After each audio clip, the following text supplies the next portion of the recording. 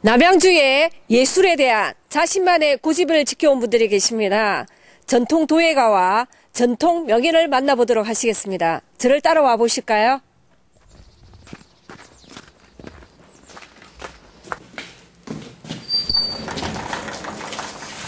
선생님 안녕하세요. 안녕하세요. 무슨 작업하고 계세요? 예, 도자기를 작품을 만들기 위해서 점토를 지금 반죽하고 있습니다.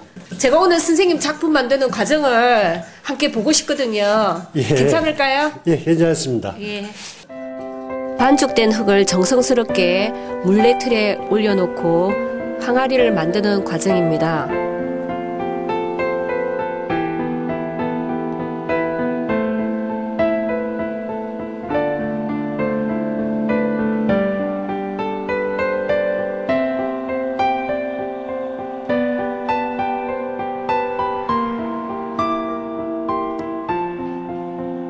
예, 선생님, 아까 물레 다 돌리셨잖아요. 예. 그 다음에 무슨 작업을 해야 되나요? 물레를 다 돌리고 나면은 하루 정도 건조를 시키고, 건조시킨 것을,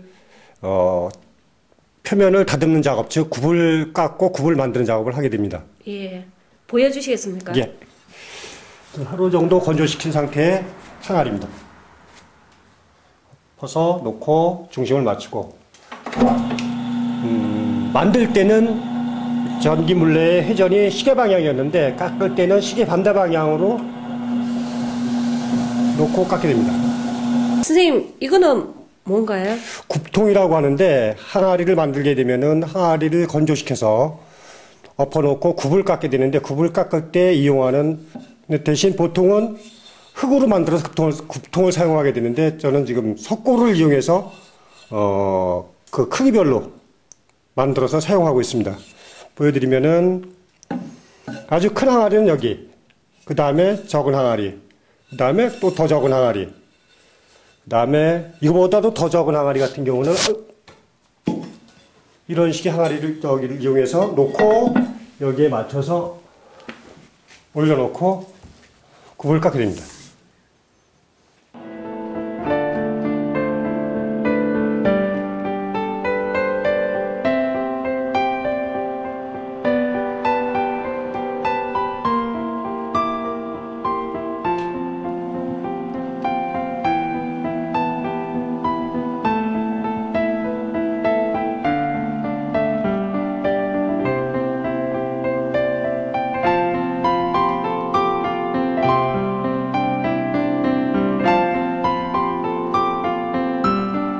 가마에서 탄생된 선생님의 작품들을 한번 만나보실까요?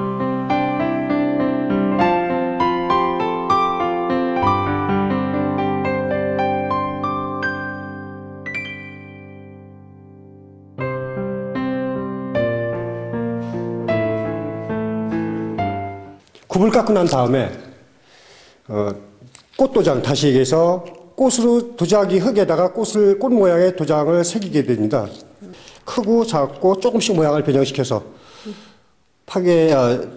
파서 구워놓은 그 도자기인데 이걸 이용해서 일일이 그 도자기 표면에 장식하는 방법의 하나로 찍어서 하얀색 흙을 채워 넣게 됩니다. 그런 것을 상감이라고 얘기하는데 여기 분청자기에는 인화문, 상감, 항아리 뭐 이런 식으로 표현을 하게 됩니다. 인화문, 지금 완성된 게 조금 전에 깎았던 거를 고서 요건 유약을 재를 유약으로 이용해서 만든 항아리입니다. 유약이 재를 입혀서 나온 유약이 되겠습니다. 재를 입혀 만든 분청 항아리입니다. 선생님, 어떻게 해서 도예를 시작하게 되셨나요? 도자기는 아주 우연치 않게 다시 말씀드려서 고등학교를 서울공업고등학교 용어과를 들어가게 된 것부터 시작이 돼서 지금까지 하게 됐습니다. 쉬지 않고 금년이 한 42년 정도 지금 하고 있는 상태입니다. 학교에서 배운 거의 1세대 도예가라고 자부하고 있습니다. 다시 얘기해서 고등학교, 대학교, 대학원 도자기를 전공하고 지금까지 도자기를 쭉 했던 사람 중에 한 명인데 특히 전통을 고수하고 옛날 것을 쭉 작업을 하는 이유 중에 하나는 우리 것을 알고, 다시 얘기해서 우리 청자, 백자, 분청을 알고 그런 현대도예를 하게 되면은 어디다 내놔도 이 현대도예 작품은 한국인이 만든 작품이다라는 것이 뭐 나타나지 않을까 해서 고집하고 있는 상황입니다. 앞으로의 이렇게 바람이 있으신가요? 뭐 저만이 할 수 있는 어떤 좋은 작품 하려고 애는 쓰고 있습니다.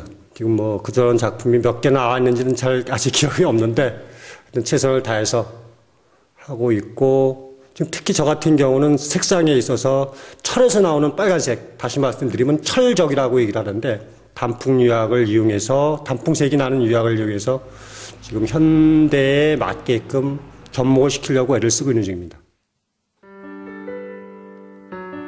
불화의 명인 김진구 선생님의 작품의 세계를 만나보시겠습니다.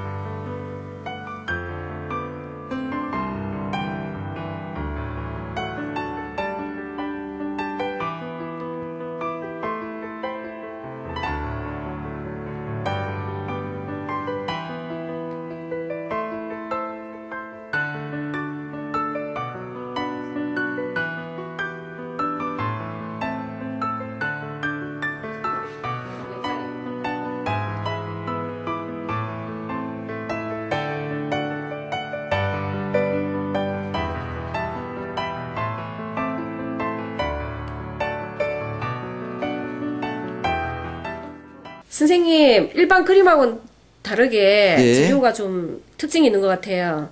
설명 좀 해주시겠습니까? 네. 일반 재료와 다르게 우리 탱화 때는 옛날에는 석체를 썼는데 요즘은 비싸서 못 씁니다. 그래서 요즘 세상에는 안료라는 걸 씁니다. 안료, 분체, 뭐 기타 등등 쓰는데 탱화 조성할 때 입체를 쓰거나 색을 쓰거나 선을 긋거나 문양을 넣을 때 여러 면상필이라는 걸 씁니다. 요 작은 편편한 편필이라고 하는데요. 요거는 명암을 넣을 때나 넓은 면을 칠할 때 편필이라는 걸 씁니다. 석체는 흔히 말하는 돌가루인데 광물성과 식물성이 있습니다. 자연 채색으로서 아주 매우 굉장히 좋고 오래 가는 겁니다. 고려부라 수월가늠도도 이 석체를 썼기 때문에 굉장히 오래 갔던 것입니다. 그리고 이 먹은 주로 선긋기나 등긋기 할 때 많이 쓰는데 이건 상아뼈로 갈아 만든 먹입니다. 선생님, 이 작품은 네. 금으로 그리셨나요? 네, 이 작품은 요즘 전통과 현대를 퓨전으로 한 작품으로서 금과 금리를 섞어서 하는 탱화입니다. 바닥은 처음에 전부 다 먹으로 칠하고 그 다음에 초안을 내서 얼굴은 금분을 쓰고 몸은 금박으로 해서 나중에 선을 긋고 문양을 넣고 채색을 하고 아주 우아하게 처리돼서 끝날 작품입니다. 제가 요즘 새롭게 하고 있는 작품입니다. 선생님의 불화의 작품이 다양한 것 같아요. 네. 작품을 하나하나 설명 좀 해주시겠습니까? 네. 맨 처음 불화는 중국에서 건너왔거든요. 고려시대의 초기 화려함을 간직한 작품으로서 제 마음과 정성을 다하여 그렸습니다. 이분은 고려시대의 초기 작품과 달리 중기 작품으로 전형적인 우리 고려시대의 귀족불교를 나타낸 분이고 채색은 석체를 썼으며 특히 요 하얀 면사포 같은 사라라고 합니다. 이 투명한 걸 하기 위해서 제가 신경을 많이 썼습니다. 수월가늠도는 음을 상징하고 선제동자가 법을 구하기 위해서 53선지식을 구하기 위해서 28번째 만나서 법을 청하여 듣는 장면입니다. 이 그림은 다른 작품하고 틀리게 크기도 크지만 많이 화려한 것 같아요. 네. 이 작품에 대해서 설명 좀 해주시겠습니까?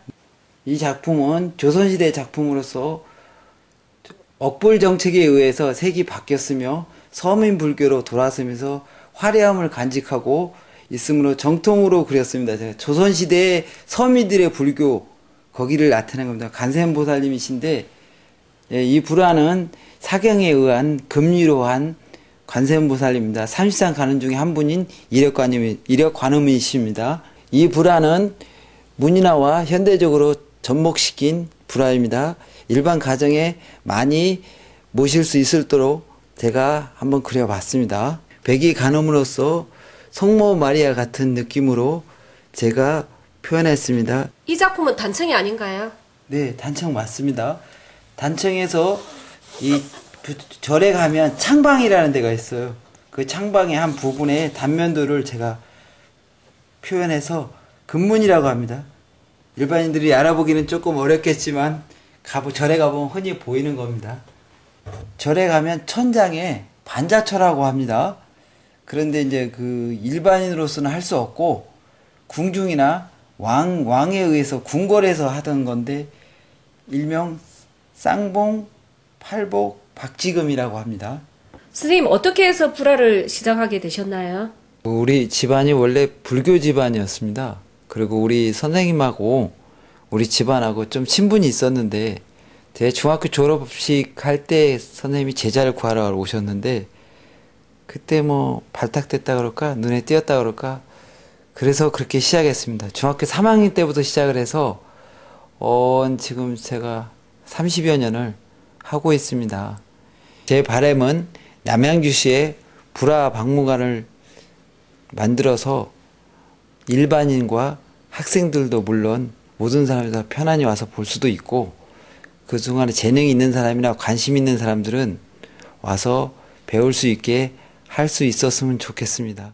두 작가를 만나보면서 한 길을 걸어온 예술에 대한 열정과 자신만이 추구하는 예술에 대한 자긍심을 느낄 수 있었습니다. 쾌TV 시민기자 유경입니다.